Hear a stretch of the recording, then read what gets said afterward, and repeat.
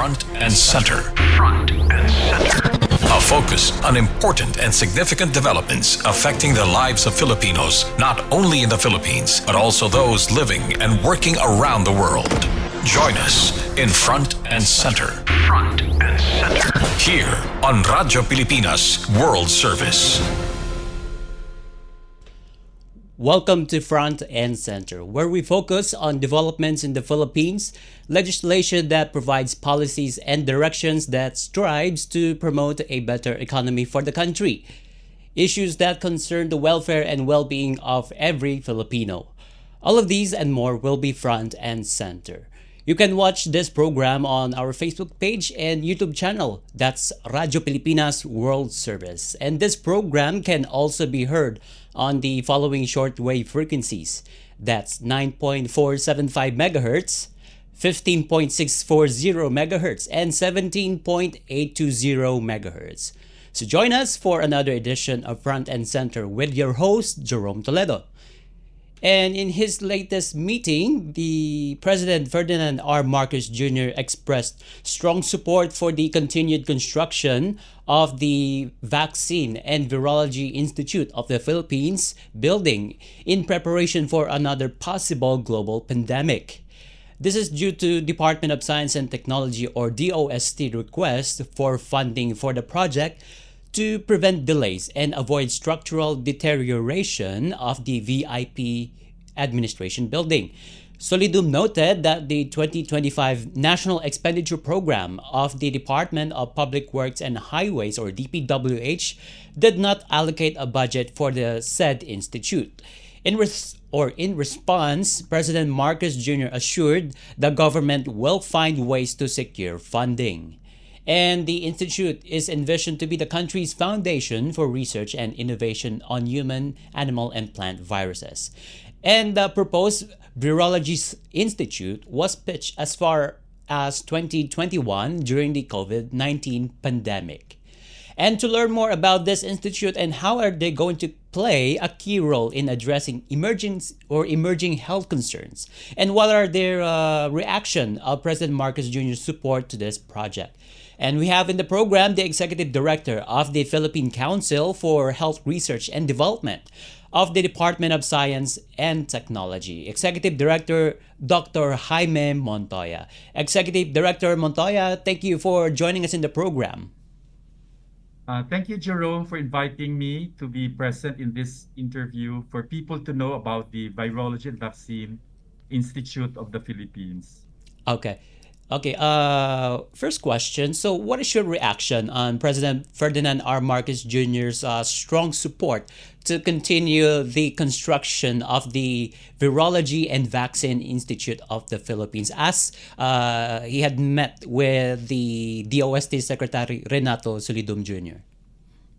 Of course, we're very happy and pleased that no less than our President Bongbong Marcos, stated his continued support to the Virology and Vaccine Institute of the Philippines. Know that the Virology and Vaccine Institute of the Philippines was in fact one of the priority bills of the President when he spoke during the State of the Nation address during the beginning of his administration. He considered this one of his priorities. So he is just walking the talk. He's saying that this priority and he's putting all the financial and resource support to the establishment of the Virology and Vaccine Institute of the Philippines. Okay, you mentioned it's like this is the promise that the president has fulfilled during his first State of the Nation address when he stepped into the office, right? The Executive Director Montoya. Yes, this is in recognition of what happened during the COVID-19 pandemic, that because we did not have an existing institute that has the capacity to produce vaccines, we were actually at the tail end of the queue for vaccines for COVID-19 during the pandemic. So we don't want that to happen anymore. Okay. All right. I learned that Executive Director Montoya that the Department of Public Works and Highways did not fund the construction of the facility for this year's budget. So, can you tell me what are the direct effects of the non-funding of this project?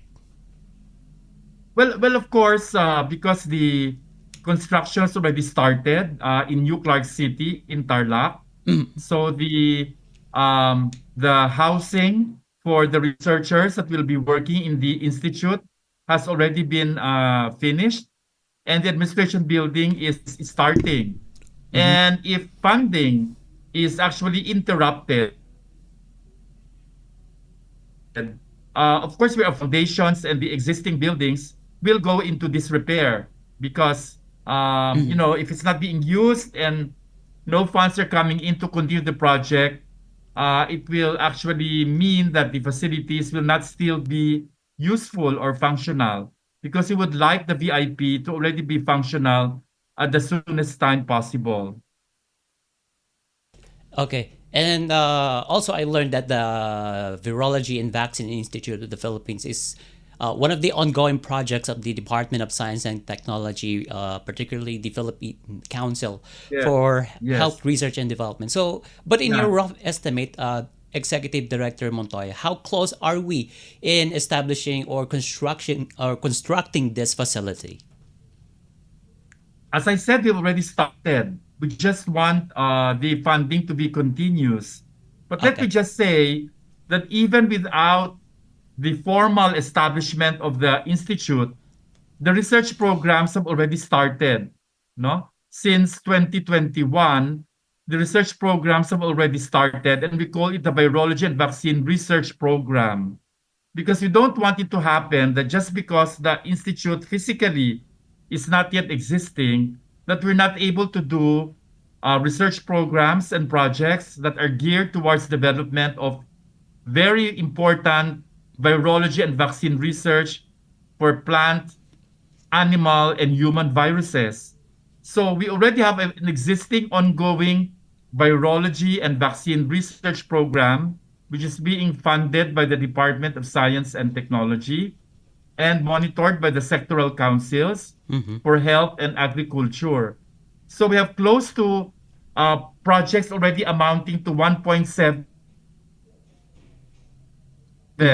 billion going projects that will some of them will lead to development of vaccines against avian flu, some of them for diagnostics, some of them for rabies vaccine, which is locally developed, and of course, other candidates for important diseases in plants, animals, and humans. So we just like everything to be programmed properly, whereas the project's already ongoing. It would be nice to house already all of the researchers working on virology and vaccine research under one house, which is the Virology and Vaccine Institute of the Philippines. Oh, okay. All right. So, and of course, the DOST through Secretary Solidum Jr. Assured to the president that the institute will cover the issues regarding the institute from human viruses, plants, and animal Yes. viruses. Is that correct? Yes. Okay. All right. So, can you tell me, Executive Director Montoya, so how Filipinos can benefit from this uh, facility being built by PCHRD? Yeah. Well, first of all, PCHRD is a sectoral council under the DOST. We are monitoring the projects funded by the DOST under the Virology and Vaccine Research Program, but we're actually focusing on health. But there's another council, which is the Philippine Council of Agriculture, Aquatic Resources Research and Development, which is looking at about the plant and the animal viruses. So we're looking at the whole spectrum. But Okay. having said that, we actually are monitoring the projects that are currently going on, and there are four big areas being covered by the Virology and Vaccine Research Program. First is basic virology research. The second one is on diagnostics. The third one is on therapeutics or treatment of diseases. And the fourth one is on vaccines to prevent diseases. So we are actually covering all four of them. The first one, for example, which is in virology research, we're looking at the possible animal viruses that can be the starting point for the next pandemic. We all know that for COVID-19, for example, it was hypothesized that it most likely came from an animal virus, a bat virus, which breached the barrier between humans and animals. So it then went to humans, and that was the cause of the COVID-19 pandemic and spread from person to person. So we're looking at all of the viruses that we have currently in the Philippines in animal reservoir, which can be possible starting points for another pandemic. So we want to preempt this from happening. In the area of diagnostics, we are developing readily available and affordable and accessible diagnostic kits to diagnose early, to detect early the diseases that I mentioned. For example, avian flu. There's a diagnostic kit being developed for avian flu, for example. And we also have diagnostic kits for other diseases. The second one is for therapeutics or treatment. So we're looking at bacteriophages, for example, which is a new mode of therapy for viral diseases and bacterial diseases, which are not affected or development resistance by the organism. So that's just an example. And the fourth one is, of course, vaccines. We want to develop the capacity to produce vaccines. We are now currently training people who will be part of the Virology and Vaccine Institute of the Philippines, and their expertise is actually on conceptualizing and developing vaccines from early stages of development to commercialization, meaning from proof of principle to animal studies for safety and efficacy to human studies and eventually for use of the public. So that's for the vaccine. So as you can imagine, we're covering all of these areas because we want to be sure that we are self-sufficient as far as vaccines are concerned, and also capable of producing our own vaccines when the time requires them. Okay. So, yeah, in connection with that, meaning to say that the funding should continuously be in place into that institute, so that these projects will continue as it is. Is that correct, Executive Yes, Director? the support is not just for the physical infrastructure, because what we're talking of now, you mentioned, is the building. But the building will not be useful if there are no people to man or to work in the building with training and capability, and the funds for them to undergo to carry on the research. So those are the things that are very important. It's the physical infrastructure, the capacity, continuous capacity development of researchers, and funding for them to undergo and to conduct these important researches. Okay. I would like to ask this: who will make the composition of the institute? Will there be a virologist that will be hired, or will be hired, and also scientists? Yeah. When the bill is passed into law, because it's currently in the Senate, so once that is passed into law, then part of the inclusion in the law is the opening or availability of items for scientists, salaried positions for scientists to stay within the VIP. And this will actually include not just research administrators, but also researchers who will actually implement the research programs, and they have variable expertise. They have expertise on, as I said, basic virology research. They may have expertise on developing of diagnostics for diagnosis of diseases. They can also have expertise for therapeutics or development of drugs and other modalities of treatment for important diseases. And of course, the capability to develop vaccines as well, which will require not just human resource capability, but also the infrastructure and the laboratory that will make that possible.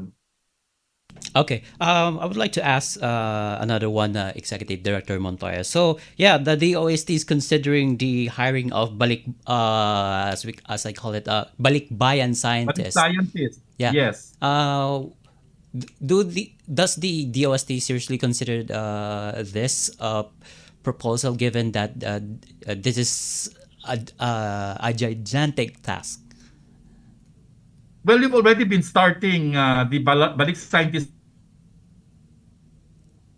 program. We have already close 500, 600 Balik scientists have come over to the Philippines of Filipino ancestry based abroad to help us in our scientific technology and innovation efforts. So we are already engaging them. In fact, there are at least 10 Balik scientists who are involved in the initial stages of the Virogen Vaccine Institute Philippines, and most of them still continue to be Mm-hmm. actively involved in the establishment of the Virogen Vaccine Institute of the Philippines, training also our researchers on virology and vaccine research and development. And on top of that, I'd like to mention that the institute, the way it is structured and developed, will be able to also host scientists from abroad Mm-hmm. working in different research institutions abroad to come to the Philippines and to stay here for maybe limited periods of time or maybe even indefinite periods of time Mm-hmm. to help us in actually advancing our research initiatives in virology and vaccine research and development. So the institute also has capability of hosting foreign scientists Oh, okay. as well. All right. And in relation to that, Executive Director Montoya, what will be the level of cooperation between these foreign scientists, as well as the Department of Health, all other health-related government agencies, and even non-government partners and the institute by the time another pandemic of epic proportions occurs? Well, the way the institute is structured, we have a governing council that actually approves the major programs that will be implemented by the institute. And the governing council is actually chaired by the secretary of the Department of Science and Mm-hmm. Technology and co-secretary of the Department of Agriculture and the secretary of the Department of Health. So even at the top level, there is already coordination and harmonization of considerations, priorities, Mm-hmm. and efforts of the three major departments: Department of Science and Technology, Department of Health, Department of Agriculture. And also represented in the governing council are members, are representatives of the private sector, Mm-hmm. as well as other research organizations, like the Research Institute for Tropical Medicine, for example. The director will sit there. The executive director of the Health Research Council will also sit there, as well as the executive director of the Research Council for Agriculture. Mm-hmm. So that's one part.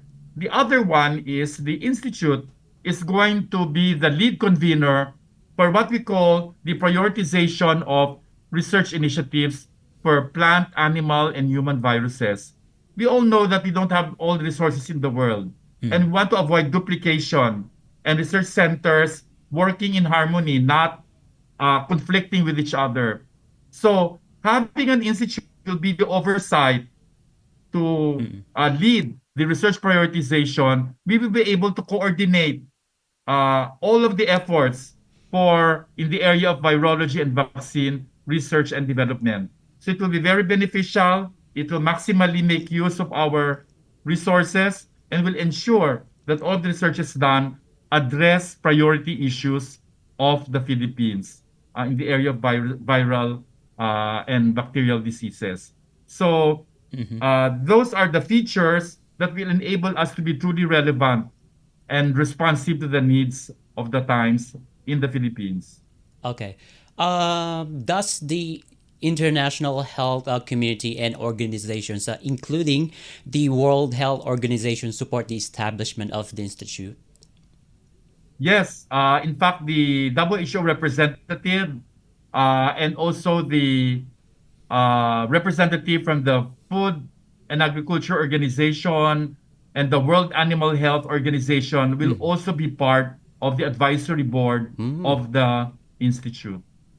I see. And and they're going to play also a key role in detecting, monitoring of potential international health concerns. Yes, definitely. They can advise us on what projects to be implemented, policies that are required, and they may even tell us or help us facilitate networks, getting the best expertise, scientists from other parts of the world to actually help us in our projects and programs in the institute. Okay. All right. And before I let you go, Executive Director Montoya, so do you have any last message regarding this institute, which is the Vaccine and Virology Institute of the Philippines? Yes, thank you very much for giving us this valuable opportunity to inform our people on the importance of the Virology Vaccine Institute of the Philippines. Learning from our experience from the COVID-19 pandemic, it is essential that we have a research institute that will be focused on the development of vaccines to address and prevent the emergence of infectious diseases, such as what happened during the COVID-19 pandemic. It also envisions to develop valuable diagnostic platforms, modalities for early diagnosis of important diseases, as well as modalities and strategies for the management of such diseases. We also are going to do basic virology research in order to identify possible hot areas wherein viruses can be the start of the next pandemic. Hopefully not, but if that happens, we'll be very much well prepared for it. So I just want to enjoin everyone to support this initiative. Talk to your legislators, talk to your local government executives so that they're aware of how important this institute will be, not only now, but also for the coming periods. Hopefully not, there will be a pandemic again. But if there is, then we are prepared for such an eventuality through the institute. Thank you very much. Okay, and we'd like to thank you for joining us in the program, Executive Director Dr. Jaime Montoya of the Philippine Council for Health Research and Development of the Department of Science and Technology. Thank you, Executive Director Montoya. Thank you very much, Jerome, and thank you very much to our wonderful audience. And with that, we wrap up this edition of Front and Center here on Radyo Pilipinas World Service. And we would like to thank Erwin Peñano and Milo Janela for assisting us in this program. And see you all next week for another edition of Front and Center here on Radyo Pilipinas World Service. Mabuhay and love the Philippines. You have just heard and watched Front and Center. Front and Center. Join us again for another edition here on Radyo Pilipinas World Service. Front and Center.